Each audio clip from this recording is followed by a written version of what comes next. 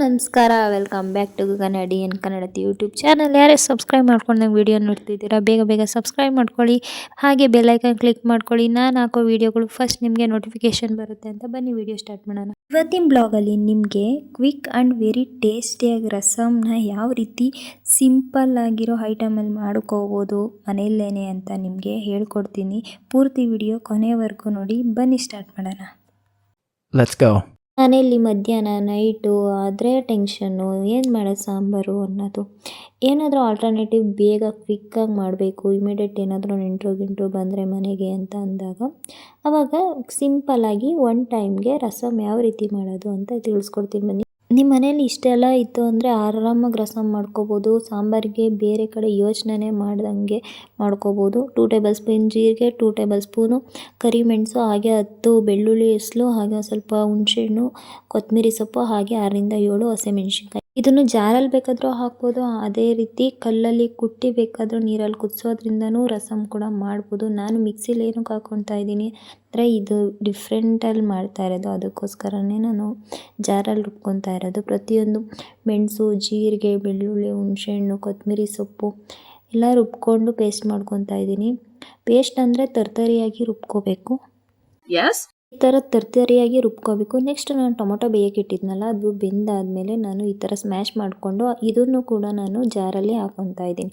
ಜಾರಲ್ಲಿ ಇದನ್ನು ಪೇಸ್ಟ್ ಥರ ರುಬ್ಕೊಂಡ್ರೆ ನಮಗೆ ನೀರಲ್ಲಿ ಹಾಕಿ ರಸಮ್ ಮಾಡೋಕ್ಕೆ ತುಂಬ ಈಸಿ ಆಗುತ್ತೆ. ರಸಮ್ಗೆ ಬೇಕಾಗಿರೋದು ಪ್ರತಿಯೊಂದು ಎಲ್ಲ ಸಿದ್ಧ ಆಯಿತು. ಇನ್ನು ಒಗ್ಗರಣೆ ಹಾಕಿ ರಸಮ್ನ ಕುದಿಸಿ ಕುಡಿಯೋದು, ಹಾಗೆಯೇ ಸೇವಿಸೋದೊಂದೇ ಬಾಕಿ. ಬನ್ನಿ ರಸಮ್ನ ಒಗ್ಗರಣೆ ಸ್ಟಾರ್ಟ್ ಮಾಡೋಣ.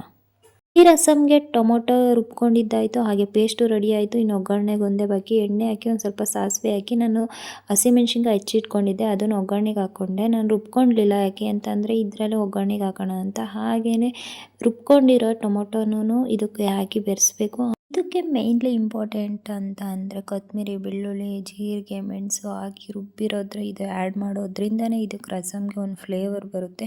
ಹಾಗೆಯೇ ಅದಕ್ಕೆ ಬೇಕಾಗಿರೋ ಅಷ್ಟು ನೀರು ಹಾಕ್ಕೊಂಡು ಅದಕ್ಕೆ ಸ್ವಲ್ಪ ಅರಿಶಿನ, ಉಪ್ಪು, ಹಾಗೆ ಸ್ವಲ್ಪ ಬೆಲ್ಲ ಹಾಕಿ ಆಮೇಲೆ ಅದಕ್ಕೆ ಎಕ್ಸ್ಟ್ರಾ ಬೇಕಾದರೆ ನೀವು ಹುಣಸೆಹಣ್ಣಿನ ರಸ ಕೂಡ ಆ್ಯಡ್ ಮಾಡ್ಬೋದು.